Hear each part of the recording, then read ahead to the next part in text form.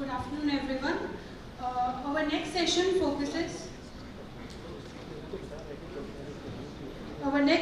focuses on a subject that is becoming increasingly vital for every indirect tax professional: GST data analytics with Tally from extraction to insight. To guide us through this with his powerful blend of technology and taxation, we have with us a dynamic professional known for his clarity, practical approach and expertise in GST and automation. May I now request CA Pratik Khemka to kindly come up on the dais and take us through this insightful session. Please welcome him with a round of applause.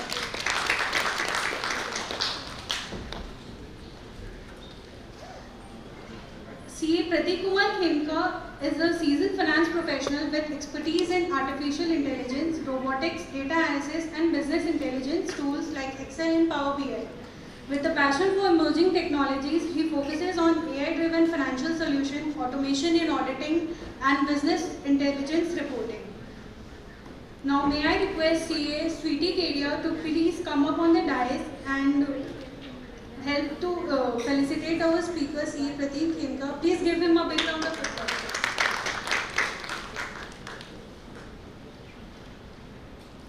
On PSR.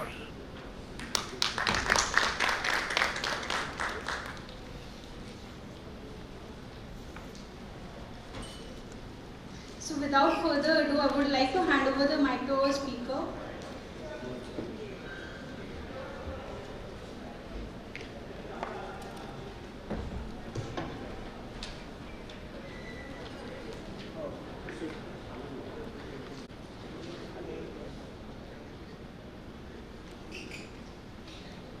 So thank you everyone. I believe सब लोग सुबह से बहुत ज़्यादा कल से ही AI सुनते आए हैं और GST तो मेरा मेन टॉपिक था, अभी भी है, वैसे तो टॉपिक चेंज नहीं हुआ है। अब ठीक है, लेट्स स्टार्ट। सो अब मैं क्या दिखाने वाला हूँ वो तो पता नहीं, बट ऐसा ही कुछ स्थिति अभी आप लोग की है कि सुबह से AI देख लिए हैं, अब करेगा क्या ये बंदा, इसको भी सुन के ही चले जाएंगे, क्योंकि I believe my session is the last one और द सेकेंड लास्ट वन। सो ऐसा कुछ हालत सबका होता है, शायद हम लोग उसमें ऊपर वाले हैं, मैनेजर या बॉस हम ही होते हैं, जो 3-4 घंटे का काम चाहते हैं कि भैया मेरा आर्टिकल, मेरा स्टाफ 1 घंटे में या कुछ चंद मिनटों में करके चला जाए, which is sometimes practically not possible. ठीक है, अब आर्टिकल को तो काम मिल गया, अब आर्टिकल को ट्रेन करना पड़ता है, जीपीटी को भी ट्रेन करना पड़ गया, क्योंकि जीपीटी के पास इतना ज्ञान है, पूरे संपूर्ण ब्रह्मांड का ज्ञान है, जीपीटी को भी हमें ट्रेन करना पड़ रहा है आज कि हमें क्या चाहिए। तो चलिए आर्टिकल के ट्रेनिंग के लिए और आपके लिए भी हम कुछ लेके आए हैं। आई बिलीव इंग्लिश सही है हमारा, ठीक है। तो tally, most of the chartered accountancy firm and most of us sitting over here are into practice, I believe, and Tally is the only ERP which most of us, more than 90% of us are using for accounting purpose. चाहे छोटी company हो, बड़ी company हो, SME हो, तो अब Tally से हमारे को अकाउंट्स प्रिपेयर करना पड़ता है। मतलब मार्च खत्म हुआ और दिसंबर तक कुछ ना कुछ Tally का काम लगा रहता है पिछले साल के डेटा के ऊपर में, और कुछ ना कुछ हम करते रहते हैं, जहाँ तक कि टैक्स ऑडिट सितंबर में ख़त्म हो गया, अक्टूबर में फिर ITR भी करना पड़ता है, फिर दिसंबर में उसी डेटा पे वापस काम करना पड़ता है कि हमें GST का रिकन्सिलिएशन करना है, राइट और रॉन्ग। सो क्या होता है कि एक ही डेटा 24-25 का डेटा हम अगले 9 महीने तक काम करते ही रह जाते हैं, 9 महीने में भी वो डेटा पे काम कंप्लीट हो नहीं पाता है। तो कुछ ऐसा करके आज देखते हैं या AI ने मेरी कैसे हेल्प की, and this AI can help you all.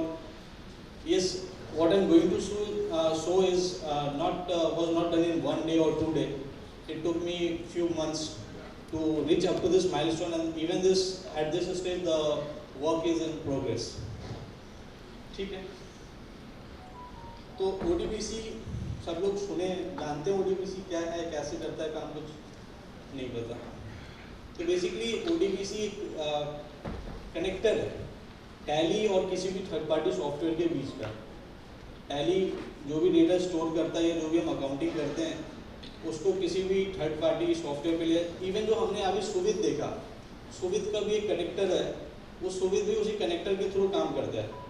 मान के चलिए आज हम किसी स्टाफ को कुछ गाइड करने जाते हैं तो स्टाफ को बोलना पड़ता है, the language which we speak and the way he understands is that acts as a connector. तो ODBC एक कनेक्टर है और टैली के बीच में और कोई भी थर्ड पार्टी सॉफ्टवेयर के बीच में। तो अभी कैसा है कि पहला काम हम क्या करते हैं जब मार्च खत्म हो जाता है उसके बाद, कोई बताइएगा? बैंक ऑडिट तो करते हैं सर, बैंक ऑडिट का सीजन चला गया, बैंक ऑडिट के लिए आएंगे दोबारा।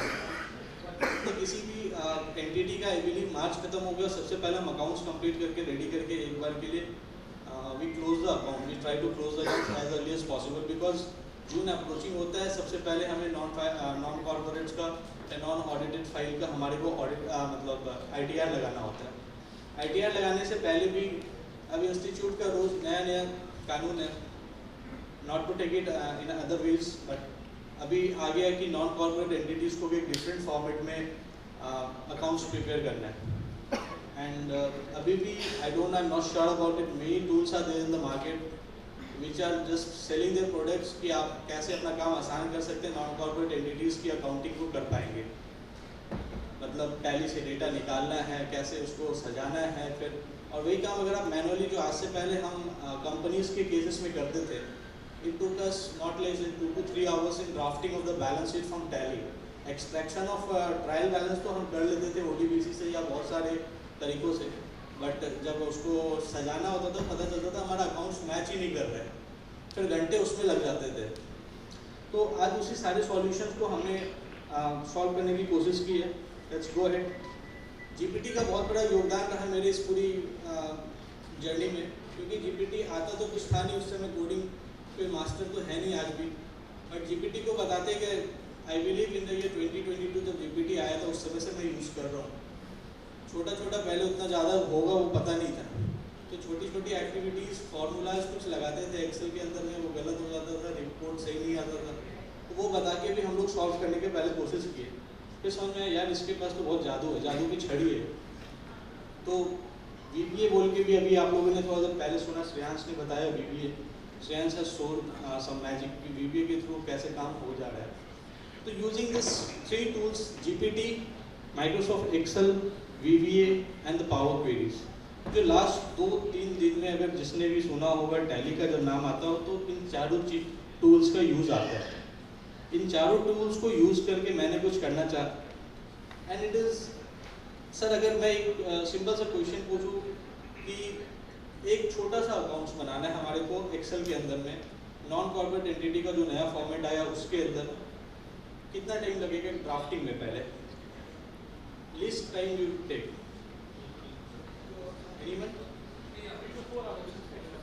आई से 2 आवर्स एवरेज। छोटा अकाउंट्स है, 2 घंटे अकाउंट्स ड्राफ्टिंग में पहले लग जाएंगे, टैली बनने के बाद भी। सर उसके बाद नेक्स्ट स्टेप अगर हमारा वो ऑडिटेड फाइल है तो हमारे को कितना टाइम देना होगा उसके टैक्स ऑडिट रिपोर्ट के फॉर्म को भरने में?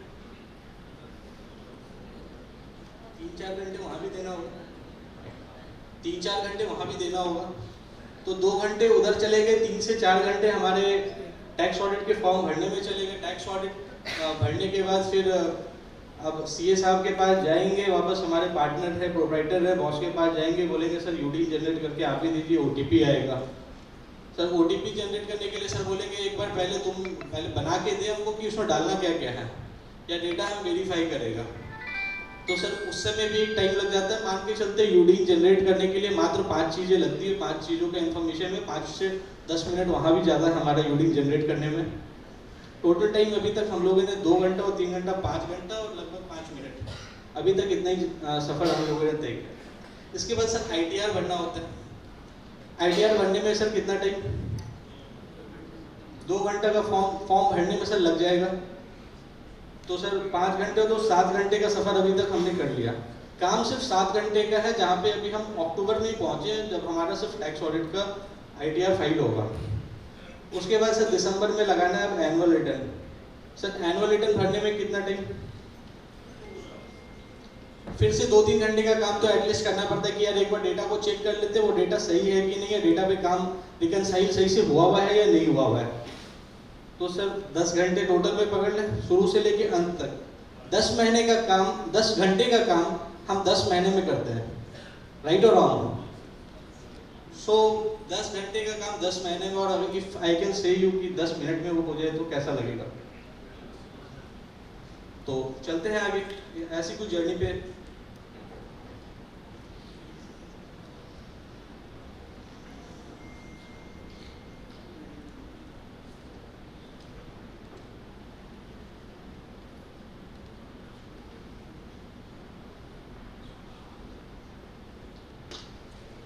चलिए मैं एक बार इस डेटा को पूरा क्लियर कर देता हूँ। ये एक ब्लैंक एक्सेल फाइल मैं आपके पास लेके आया हूँ, ठीक है। एंड माय पर्पस इज कि ये सिर्फ नॉन कॉर्पोरेट एंटिटीज के लिए ही है, अभी इसको कॉर्पोरेट के लिए ना ही माने। एक छोटा सा फाइल है जिसमें कुछ बेसिक इन्फॉर्मेशन जो आपको आपके क्लाइंट के बारे में पता होता है वो सिर्फ भरना है इसके अंदर ही। तो इसको मैं भर के देखता हूँ।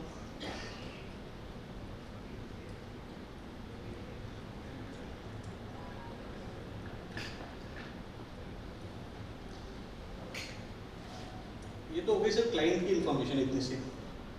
अब सर हम छोटे फर्म्स अगर हम बात करें, अच्छा one question to all of you, I request कि by raise of hands at least आप बताएंगे how many of you are running a proprietorship firm if you are into practice?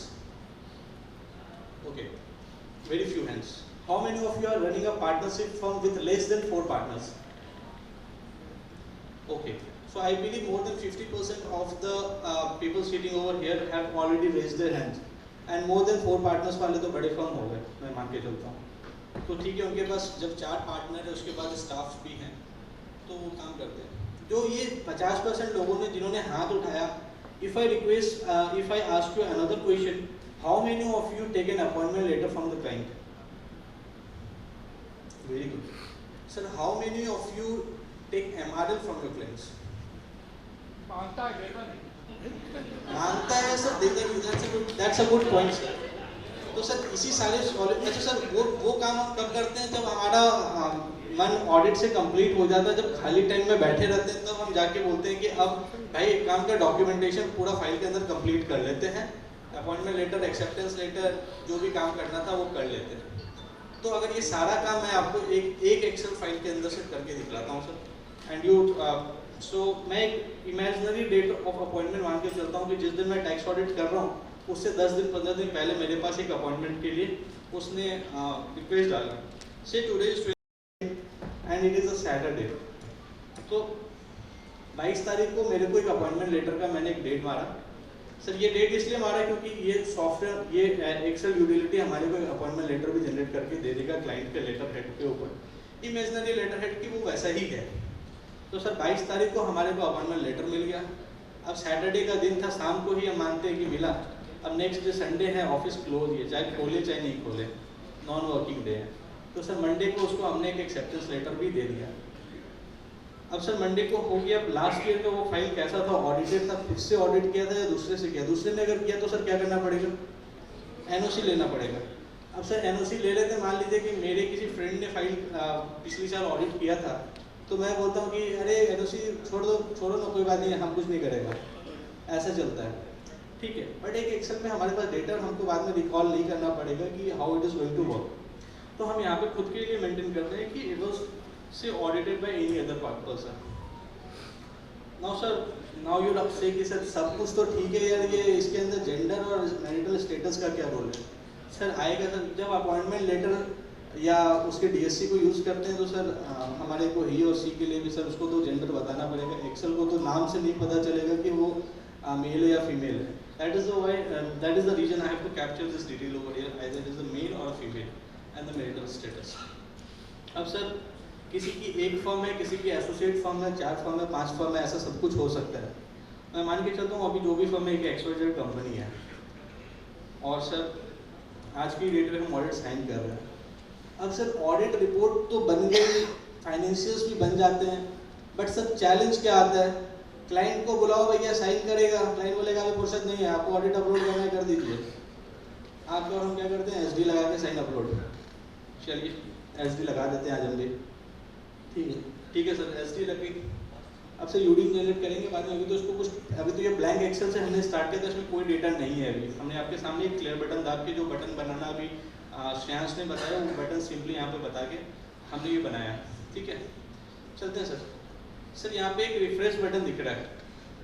इस रिफ्रेश बटन का सर कोई काम नहीं है, सीधा सीधा ODBC से हमने डेटा को कैप्चर करने के लिए, बट आपको आसान हो जाए कि कहाँ पे जाके खोजना पड़े, नहीं खोजना पड़े, ये एक रिफ्रेश बटन डाल दिया सर। और बैकएंड में सर एक टैली मैं खोल रखा हूँ ताकि थोड़ा सा उस समय मेरे को बताना नहीं पड़े आपको, ठीक है।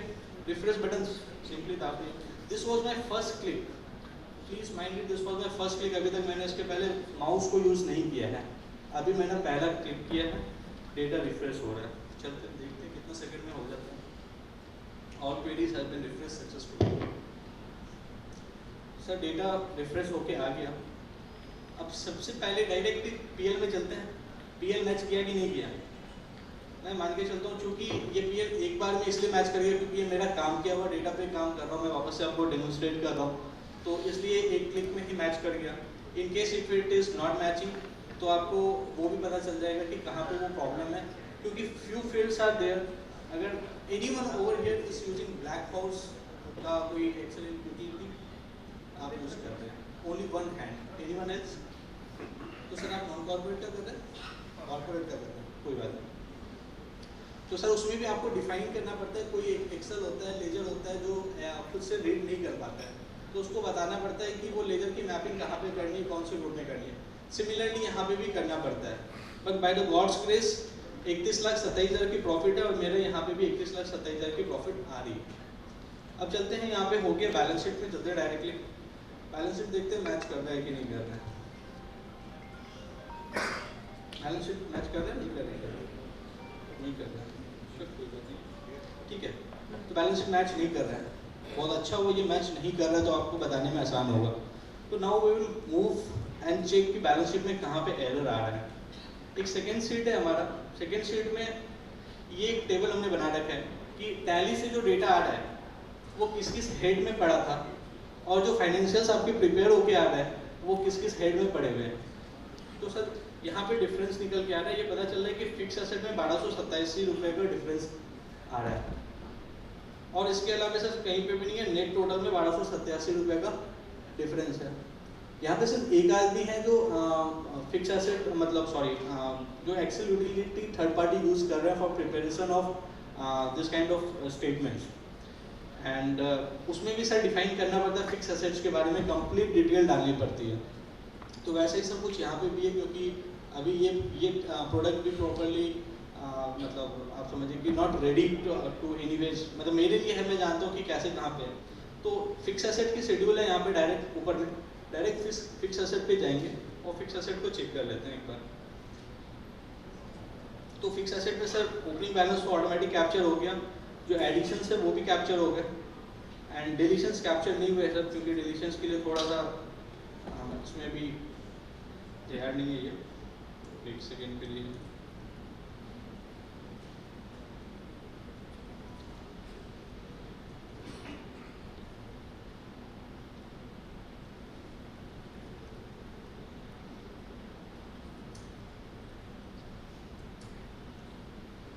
सर डिलीशंस नहीं थे सर। अब मैं वापस बैलेंस शीट में आता हूँ, लेट्स चेक कि बैलेंस शीट मैच किया कि नहीं। अभी भी नहीं कर रहा सर मैच, ठीक है देखते हैं वापस। अब तो सर यहाँ पे फिक्स एसेट का डिफरेंसेस बढ़ गया। तो फिक्स एसेट में एक्चुअल थिंग इज कि you have to define the tax rates, क्योंकि नॉन कॉर्पोरेट एंटिटीज में what we charge is a tax rates as per income tax act.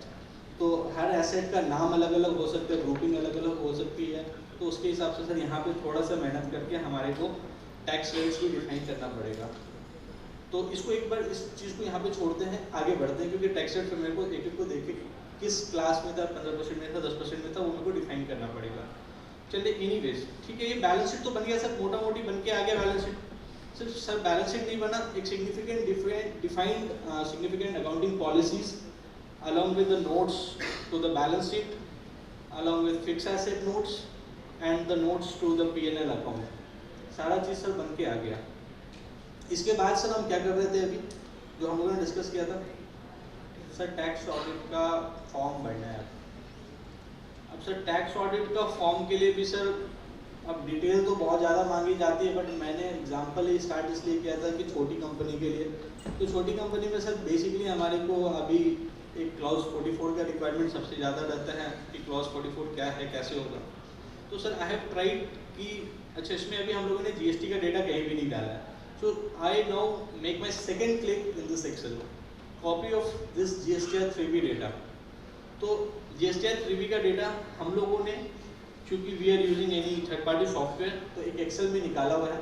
Anyways Shreyansh ने जो दिखलाया है, I will try to incorporate that thing into this Excel, कि आप PDF लेके आइए, आपको भी रिलाई करने में आसान होगा कि जो रिपोर्ट निकल के आया या जो 3B की समरी बनी है वो आपके दिए हुए PDF फाइल से बनी है जो गवर्नमेंट के पोर्टल से डाउनलोडेड है.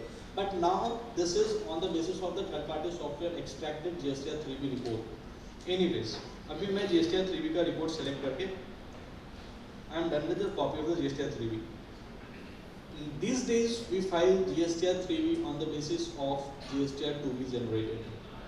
तो एक GSTR 2B का भी consolidated yearly data है, उसको भी select करते हैं. This was my third click. तो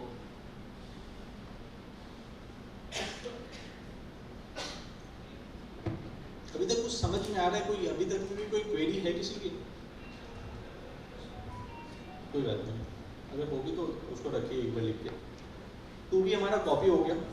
अब सर 2B कॉपी हो गया, 3B कॉपी हो गया, परचेज रजिस्टर भी सर हमारे को खिलाना पड़ेगा, तभी तो वो हमारे को GST रिकन्सिलेशन करके देगा कि बुक्स में क्या पड़ा है और नहीं पड़ा है. तो एक परचेज रजिस्टर भी मेरा बाय डिफॉल्ट निकाला हुआ है, तो मैं उस परचेज रजिस्टर को भी यहाँ पे कॉपी कर देता हूँ. Copy of the purchase register. Now this purchase register is also copy into the Excel. अभी एक क्रेडिट लेजर सर इसलिए खिला रहे हैं क्योंकि क्या होता है, बहुत लोग कैसे करते हैं मुझे नहीं पता, बट हमारा जो बेसिस हम अपने फर्म में जो करते हैं वो ऐसा है कि जो क्रेडिट लेजर पोर्टल पे होता है उसको सर ईयर एंड पे मिला देते हैं. बचा हुआ जो बैलेंस होता है, मान लीजिए कि कोई बिल इस साल में रिफ्लेक्ट नहीं हुआ 2B के अंदर में, उसको उसके बैलेंस को सर डिफरेंट लेजर में ले जाते हैं और सर वो बिल की आइडेंटिफिकेशन हो गई, ये 4 बिल का पैसा नहीं आया, तो उतने से बैलेंस को दूसरे लेजर में ट्रांसफर करते हैं. उसके बाद भी अगर कुछ बैलेंस पता चल रह जाता है उसके अंदर में, तो सर ये समझ में आता है कि क्या तो कोई एंट्री ऐसी मारी गई जिसका कि मेरे पूरे 3B के रिपोर्ट में वो पॉपुलेट नहीं हुई. बहुत बार क्या होता है, टैली के अंदर में GST एप्लीकेबल करना हम भूल जाते हैं मैनुअली, क्योंकि लड़का आर्टिकल अकाउंटेंट क्लाइंट कोई भी एंट्री मारता है, उसने मैनुअली मार के एंट्री तो उड़ा दी, बट सर उसका रिपोर्ट फ्लो नहीं कर पाता है हमारे रिपोर्ट्स के अंदर में, तो उस केस में सर वो बैलेंस वहाँ पड़ा रह जाता है. तो वैसे रिपोर्ट को हमारे को इन्वेस्टिगेट करके निकालना पड़ता है कि यार ऐसा कौन सा है. तो हम क्या करते हैं कि क्रेडिट लेजर का क्रेडिट लेजर से मिला देते हैं जो पोर्टल से आया, कैश लेजर को कैश लेजर से मिला देते हैं, और जो ऐसे पैसे पड़े हुए जो अगले साल हमारे को मिलने हैं या मिलेंगे, जिसकी इनवॉइस ट्रैश्ड है, उस इनवॉइस को सर हम एक अलग से एक नया हमने नाम दिया है अपने लिए, रिकन्सिलिएशन लेजर. क्योंकि सर जिंदगी तो CA के रिकन्सिलिएशन करने में ही कर जाती है. मेरी अभी तक कटी नहीं है, आधा उम्र ही हुआ है, बट फिर भी तो इतना सर कर दिया. इसलिए हमने क्रेडिट लेजर यहाँ पे किया कि हम जो बुक्स के अंदर में क्रेडिट बैलेंस आ रहा है क्रेडिट लेजर का और जो पोर्टल का क्रेडिट बैलेंस आ रहा है वो मैच कर रहा है कि नहीं कर रहा है, इसलिए हमने यहाँ पे क्रेडिट लेजर कॉपी कर लिया. So here is my credit ledger. I simply copy this credit ledger. That's it, sir. Now, sir, अब इसी रिपोर्ट के अंदर सर एक देखिए क्लॉज 44, जितनी मेरी अंडरस्टैंडिंग थी, हर लोगों की क्लॉज 44 को लेकर अंडरस्टैंडिंग डिफरेंट हो सकती है. तो सर जितनी मेरी अंडरस्टैंडिंग थी, क्योंकि 2B के सर रजिस्टर्ड परचेज उसकी डेटा एक जगह जाना है, टोटल बुक्स के अंदर में जो टोटल एक्सपेंडिचर है, जितने PNL में आइटम्स हैं या जो मेरे फिक्स एसेट्स के परचेज है, उसमें माइनस सप्लाई, जो सप्लाई नहीं है as per the definition of the GST act, उसको माइनस कर देंगे तो सर वो मेरा टोटल एक्सपेंडिचर है.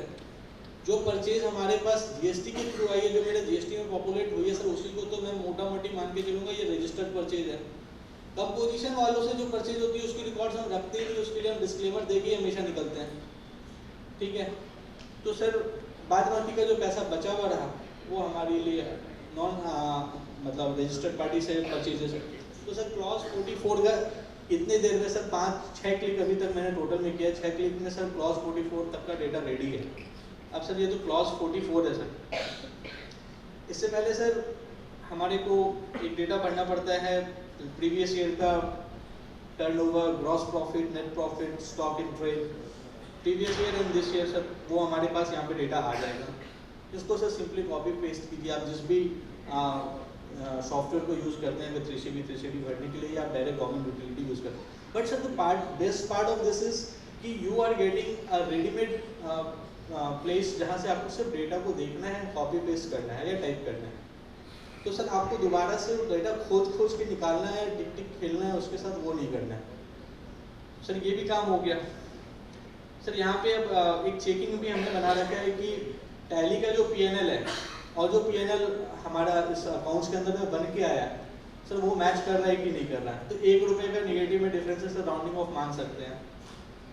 सर बैलेंस शीट में जो डिफरेंस जो हमारा है ITR वर्सेस बैलेंस शीट, जो बैलेंस शीट इस एक्सेल में बन के आई है और जो बैलेंस शीट मेरी फ्लो हो रही है ITR के बैलेंस शीट में, उसका सर एक रिकन्सिलिएशन है कि भाई मेरा बहुत बार हो सकता है सर कोई ऐसे लेजर जो अनमैप्ड है, ITR के लिए अनमैप्ड है, आपके बैलेंस शीट के लिए मैप्ड हो सकते हैं।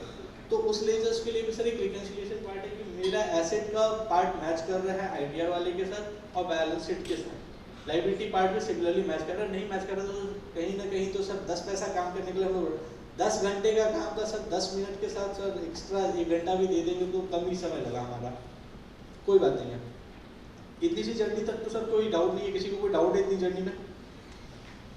चलते हैं, मूविंग अहेड। सर एक चेकलिस्ट भी बना के दी है, अगर हम कुछ रखना चाहते हैं अपने आर्टिकल्स को ट्रेनिंग के हिसाब से कि क्या करना है क्या नहीं करना है, एक नॉर्मल सी चेकलिस्ट बना के टैक्स ऑडिट के हिसाब से हमने यहाँ पे रखा है। Cover page, it's a beautiful cover page हमने अपने लिए डिजाइन किया, क्योंकि होता क्या है जब टैक्स ऑडिट करते हैं जो नॉन कॉर्पोरेट वाले जनरली केसेस होते हैं तो सर उसमें सीधा बैलेंस शीट छपा, साइन मोहर लगा और चला गया। लेकिन अगर सर हम उसको बुकलेट के साथ में टैक्स ऑडिट रिपोर्ट भी एक्स्ट्रा प्रिंट होती है, उसके साथ एक ब्यूटीफुल कवर पेज, हमने क्या डॉक्यूमेंटेशन किया, क्या रिकॉर्ड्स हमने मेंटेन किया, उसकी एक प्रिंट आउट रखना चाहे तो sir we can keep and this is a cover page which we have defined. एक इंडेक्स भी सर साथ में लगा सकते हैं, क्लाइंट कॉपी के लिए कुछ एक्स्ट्रा हो सकते हैं, आपके फर्म के लिए, मेरे फर्म के लिए कुछ अलग हो सकते हैं। ऑफिस कॉपीज के लिए सर हम अपॉइंटमेंट लेटर, एक्सेप्टेंस लेटर, हमने क्या इशू किया, हमने क्या लिया है, हमारा सारा चीज़। सर DSC बहुत लोग सर यूज़ करते हैं। Sir do you take DSC authorization letter to use clients DSC? The client has simply given you the DSC, you have affix the DSC। कल क्लाइंट जाके कहीं पे वो कंप्लेन करे, अभी तो सर DPD आ गया, अभी तो नया कानून है पूरा डिजिटल डेटा प्रोटेक्शन के ऊपर में सर। तो सर हम हमारे ये DSC का authorization letter sir please ensure कि आप ये भी ले क्लाइंट से कि the client has authorized you to use their DSC। तो सर ये भी इसके अंदर में हमारा एक है। This is an appointment letter on the clients letter head. This is a readymade acceptance letter जो आप क्लाइंट को इशू करेंगे। दिस इज NOC, अगर आप लेटर हेड को भेजना चाहें तो लेटर हेड पे आप भेज सकते हैं। This is DSC authorization letter. This is MRL, management representation. Sir yes it is possible, this is a default format, आपकी रिक्वायरमेंट अलग हो सकती है। सर ये प्रोडक्ट मैं मार्केटेबल बोल के नहीं आपको दिखला रहा हूँ, this is what I have developed for my self. Sir मैं अगर सच बताऊँ तो मैं दिन भर कोई काम नहीं करता हूँ ऑफिस के अंदर में, शाम को 6 बजे बैठता हूँ, 1 घंटा काम करता हूँ, घर चला जाता हूँ। स्टाफ बोलते हैं सर जाने का टाइम भी आप याद करते हैं, एंड शायद बहुत लोग ऐसे होंगे यहाँ पे भी। तो सर क्यों ऐसा करते हैं कि सर मेरे को पता है कि मेरा जो डेटा मेरा आर्टिकल या मेरा स्टाफ बना के टैली पे दे देगा, तो उसके बाद का उसका सारा काम खत्म, उसके बाद मैं अपना एनालाइज, और अगर कुछ एरर होगा तो फिर वो ये यहाँ पे पकड़ के आ जाएगा। सर 3CB बहुत लोग लेटर हेड पे देते हैं, बहुत लोग जो डिफ़ॉल्ट आता है गवर्नमेंट का उस पर देते हैं। तो सर उसमें बहुत लोग अभी तो क्लॉज 44 को लेके हर आदमी हर लोग एक डिस्क्लेमर, एक ऑब्जर्वेशन दे रहे हैं। There are few default observations which we have also incorporated into this, कि आप अपने लेटर हेड पे सिंपली जाएंगे, प्रिंट मारेंगे और एक अपना लेटर हेड लगाएंगे and this will be printed into a letter head. Sir 3CB के साथ इंस्टीट्यूट ने और भी कुछ बोला है। Sir independent auditor report in case of non corporate entity is also mandatory, आपको देना चाहिए। So this is also here, सारा चीज़ बन के आ गई। ये भी सिंपल है, वैसे ही है कि आप अपना लेटर हेड लगाइए, आपकी प्रिंटिंग होगी, ये रेडी हो जाएगी। सर बैलेंस शीट P&L तो आपने देख ही लिया। Now moving to the next part. Sir computation भी रेडी है यहाँ पे। जिस समय बैलेंस शीट फाइनल की है उसी समय क्लाइंट को बता दिया भैया तुम्हारा इतना रुपये टैक्स बनेगा, क्या करना है, प्रॉफिट कम करना है, बढ़ाना है। कि नहीं इतना नहीं देना है, थोड़ा सा कम कीजिए, 1 लाख के अंदर लेके आइए। तो इधर नहीं सर, मोटा मोटी मेरे को समझ में आ जाएगा कि सर अभी मेरे को 4,75,000 रुपये का मेरे को सेल्फ असेसमेंट टैक्स देना है। अभी हमने इसके अंदर में एक एडवांस टैक्स का डेटा नहीं भरा है। If you want you can fill the advance tax data, यहाँ पे एडवांस टैक्स का डेटा भी हम कैप्चर करा सकते हैं। एडवांस टैक्स का डेटा आगे सर आगे तो जो भी टैक्स लाइब्रेरी नेट में है। And this computation is a comprehensive computation. इसमें सर कैपिटल गेन आपका FNO हर तरीके से सर आई हैव ट्राइड कि जितना मेरे जितने क्लाइंट्स है, if I am serving 100 clients, तो सर 100 के 100 क्लाइंट का डेटा इस एक्सेल के अंदर में मैं एक रिफ्रेश पे मैं पॉपुलेट करके रेडी कर सकता हूँ अपने टैक्स ऑफिस को। सर 3B आ गई थी। अभी सर ज़रूरी होता है कि बैलेंस शीट मैच कर गया, लेकिन अब जो दिसंबर में भी हमारे को करना है 3-9 लगाना है, अब उस समय जाके हम मिलाते हैं यार उसका वो मैच किया कि नहीं किया, ITC सब ठीक है ना, तो सर वो भी यहीं पे बन के आ गया। अभी हमने इसको 2 डेटा दिया था, एक परचेज रजिस्टर दिया था और एक 3B का डेटा दिया था। इससे सर मेरा मंथ ऑन मंथ या क्वार्टरली बेसिस, क्वार्टरली होगा तो 2 महीने 0, अगले महीने में डेटा रहेगा। ऐसे करके सर ये मेरा ITC का भी मंथली रिकन्सिलेशन होके आ गया। नहीं हो रहा है, कुछ कारण है, तो sir you need to have a check of the data. हाँ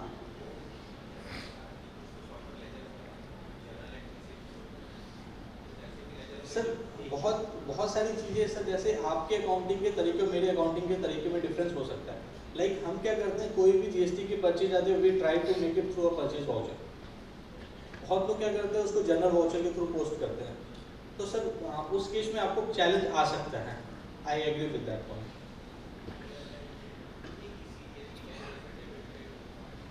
हाँ मेरा भी एक ही है सर, मैं GST के लिए 10 लेजर नहीं बनाता हूँ। CGST @ 9%, CGST @ 2.5%, CGST @ 1.5%, एक ही लेजर है सर मेरा भी केस में sir. I will show you.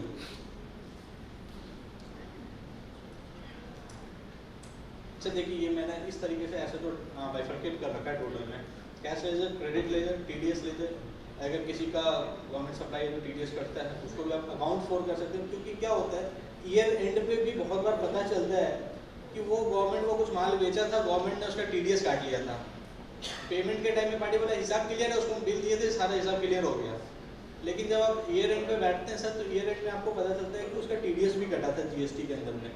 तो सर TDS को भी फिर आप वहाँ पे बुक्स में तो खड़ा करके रखेंगे, तो उससे पैसा मेरे को मिल गया एज अ TDS। अब आप उसको नेक्स्ट ईयर में you will claim it, you will file GST 7 and then you will claim it. तो उस समय वो आपके कैश लेजर का पार्ट वहाँ से जनरल मार के आप ला सकते हैं। I will show you this sir. ये sir invoice is my sale and purchase is my purchase. तो मेरा भी एक ही लेजर में सर सब कुछ है। मैंने I have not created different ledger, different rate wise ledger for CGST, SGST और IGST। ठीक है, ये मंथली हो गया सर। ITC का रिकन्सिलेशन यहाँ पे 0 है। इसके बाद क्या आपको लगता है कि GST के रिकन्सिलेशन में और भी कुछ प्रॉब्लम हो सकती है? अगर मेरा month on month balance match कर गया परचेज रजिस्टर के साथ में, 2B versus 3B is matching, 2B versus purchase register is matching, तो कोई प्रॉब्लम आ सकती है? आ सकती है सर। जो मैंने शुरू में बताया था कि ऐसे कुछ लेजर्स वाउचर हो सकते हैं जिसका आपने GST नॉट एप्लीकेबल रखा या GST आपने मैनुअली पंचिंग कर दी, वो अमाउंट इन्फ्लेटेड हो सकते हैं आपके। तो sir in that case you need to check your Tally data again. अब वो टैली डेटा सर चेक कैसे करेंगे? पहले किस हेड में प्रॉब्लम है, पहले C में प्रॉब्लम है, S में प्रॉब्लम है, I में प्रॉब्लम है। अच्छा CSI भी खोज के निकाल लिया, उसके बाद सर किस महीने में प्रॉब्लम है? 12 महीना का डेटा है। तो सर चलते हैं, उस जर्नी को भी मैंने आसान बनाने के लिए कुछ ऐसा किया। आई हैव ट्राइड कि जितना डेटा हमने 3B के हिसाब से भरा, तो मेरा कितना रुपए का ये होना चाहिए closing balance at every month का, मंथ एंड में टैली के अंदर में। आई बिलीव कि आपने मंथ एंड में जो सेट ऑफ हो रहा है I का, C और S के साथ में, वो आपने कर लिया होगा।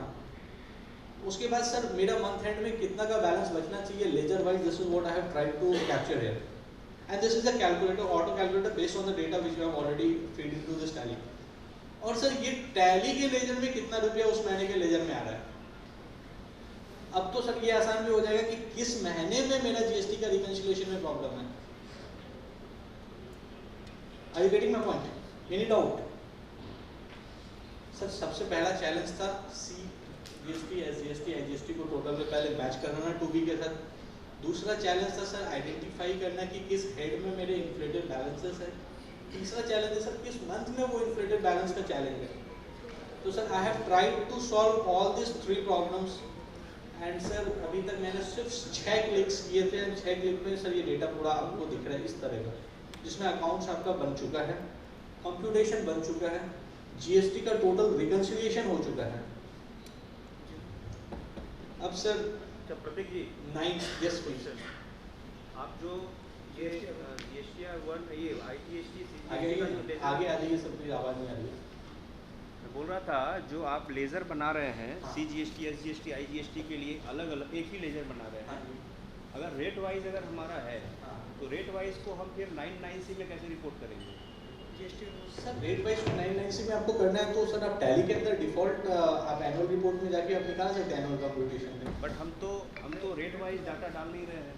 CGST अगर हम इनपुट को बुक कर रहे हैं हाँ। CGST में वहाँ 6% या 9% उस हिसाब से तो हम डाटा रिकॉर्ड नहीं कर रहे हैं, हम तो सिंगल लेज़र बनाए हुए हैं। ठीक है, उस केस में हमारा रेट वाइज कैसे रिपोर्ट होगा? सर मेरे को जितना याद है, लेट मी सी, सर का question is a good question and I have to check. मेरे हिसाब से टैली में फीचर सर का क्वेश्चन है कि जब हम 9C भरते हैं तो 9C में हमारे को rate wise reporting of outward supply करना पड़ता है। ठीक है, तो Tally has an option on that DOG।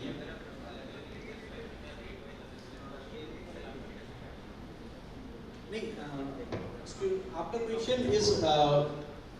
Question है कि you maintain a rate wise ledger और you want to you maintain a single ledger. नहीं, अगर सिंगल लेजर मैं CGST का ही बनाता हूँ हाँ तो अब जैसे मेरा अगर 12% का कोई आइटम, हाँ कोई 18% का आइटम, हाँ। तो जब मैं एंट्री करूंगा तो उसमें क्या रेट को मेंशन करूंगा या नहीं करूंगा? नहीं सर, आपको सिंगल लेजर में सर GST के लेजर में आपको रेट नहीं डालना है। आपको उस product if it is a item wise invoice, purchase और सेल आइटम वाइज इनवॉइस, तो सर उस आइटम में डालना है। If it is a accounting voucher invoice you have to give this into your the ledger, the rate you have to define in the ledger. आपको sir अलग से मतलब GST के लेजर में नहीं डालना है रेट। नहीं मैं आपको दिखाता हूं, जैसे CGST की लेजर है सर, CGST के लेजर में यहाँ पे परसेंटेज डिफाइंड इज 0, परसेंटेज हमने यहाँ पे कुछ डिफाइन नहीं किया। बहुत लोग क्या करते हैं जो CGST at 1.5%, CGST at 2.5%, CGST at 6% करते हैं, वो ऊपर में वैसा लेजर का नाम बनाते हैं और यहाँ पे वो रेट को डिफाइन कर देते हैं। That kind of entry is like forcefully implementing of कि 6% लगाना है इसमें। अभी मैं एक एंट्री आपको अगर करके दिखाऊं कि आपका एक लेजर है शेकर 18% का कोई आइटम है, आपने उसमें कॉल कर लिया 6% वाला लेजर को, तो सब वो 6% पकड़ लेगा वहाँ पे। It will not focus on कि वहाँ पे कौन सा रेट डिफाइंड उस आइटम के अंदर है। मीटिंग में पॉइंट सर, वो प्रॉब्लम है सर। ठीक है, ये 9 भी सर बन के तैयार हो गया अभी का अभी। सर मेजर श्रेयांश ने ऑलरेडी दिखाया कि आप परचेज को आप कैसे कर सकते हैं, और मैं आपको दिखला दे रहा हूँ सर 9 में आपका जो ITC का चैप्टर है वो आपको पूरा रिकंसाइल हो गया। 6A में जो डेटा हमने 3B से लिया था वो पॉपुलेट होके आता है, एंड 6 अभी A1 अभी नया आया है। If you have gone through the new GSTR 9 form, 6A1 में अभी जो पुराने डाउट्स होते थे, पुरानी जो भी ITC है relating to previous year, you have to reduce that over here. You will get net ITC in 6A2 and thereafter 6B, 6C, 6D जैसा चलता था वैसा चलेगा। और सर नेट में मेरा पहले तो ITC जितना हमने क्लेम किया वो 0-0 हो गया है, और शायद किसी वजह से मेरा यहाँ पे ITC निगेटिव आ रहा है। आई हैव टू अगेन रीलूक, मेरा यहाँ पे ये ITC भी 0-0 हो जाएगा।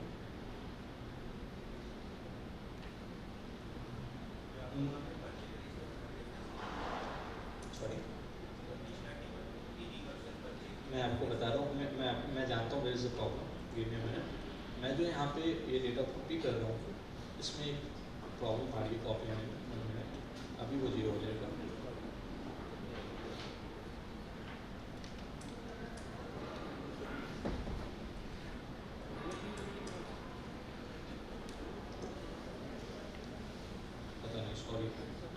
To check again.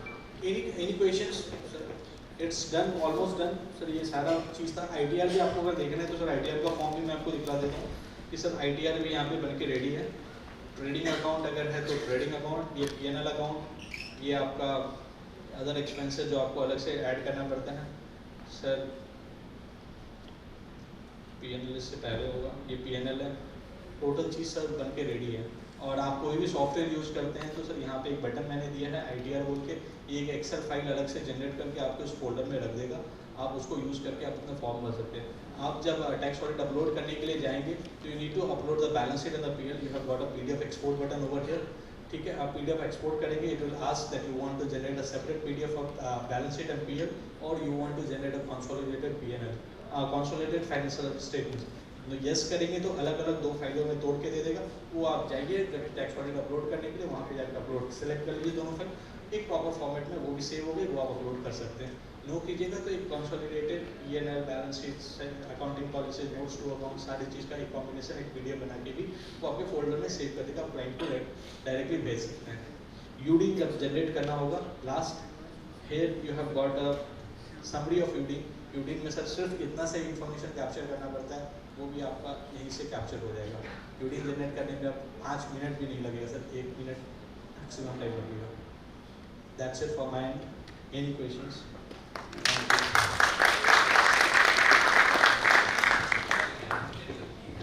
हाँ जी, नहीं ये पावर BI नहीं, पावर BI तो सर ग्राफिकल होता है, जहाँ मतलब उसका ग्राफिकल सपोर्ट होता है, इंग्लिश विजुअलाइजेशन के लिए होता है। This is all through VBA power query.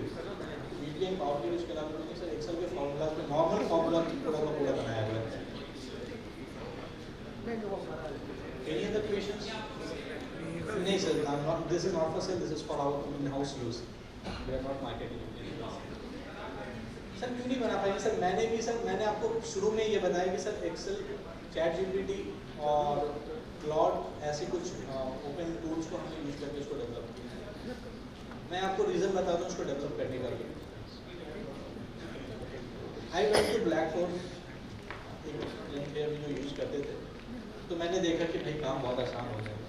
Hello भाई, ये तो ठीक है, मेरा बैलेंस शीट तो ईजिली बन जाएगी, बट जब बात आती है डॉक्यूमेंटेशन करने की तो वो मैं नहीं करता। एक काम करो, डॉक्यूमेंटेशन ऐड करो। पर सर मेरा पूरा प्रोडक्ट हिल जाएगा, मैं नहीं कर सकता।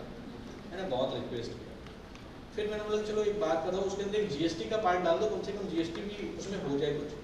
मतलब सर मैंने आपको डॉक्यूमेंटेशन के लिए मना कर दिया तो सब GST तो बहुत बड़ा अध्याय है, उसके ऊपर तो पूरी एक इतिहास लिखा जा सकता है। अब आप सिर्फ GST बोल दो, नहीं होगा। तो सर बोलते हैं ना, जब कुछ आपको चूक जाती है कोई बात, तब जाके आप कुछ अच्छा करने के लिए, आप नई मुकाम को पाने के लिए आगे बढ़ते हैं। And one more thing, in this open house sitting more than 50 people, and मैं आज आपको बताता हूँ कि इस ओपन हाउस में मैं इतना एक्सेल में इंटरेस्ट मेरा कब जागा। When I was an article clerk, तो मेरे को वीडियो पर एक बार मेरे मैनेजर ने बताया, sir this is for you. कहाँ गए? अभी बैठे हुए थे, पता नहीं। मैंने मेरे मैनेजर को पूछा कि सर वीडियो को बता दो। एक बार उन्होंने बताया, अगली बार I went again, sir video को नहीं हुआ मेरे से। बोले एक बार मैंने बता दिया, next time you don't come back to. अपने से कर जो करते, I can still recall that moment. मेरे को आँख में आंसू आ गया, लाइक करके दिखा। And this is the day I am standing in front of more than 50 plus chartered accountants, experienced persons, and showcasing what I have done.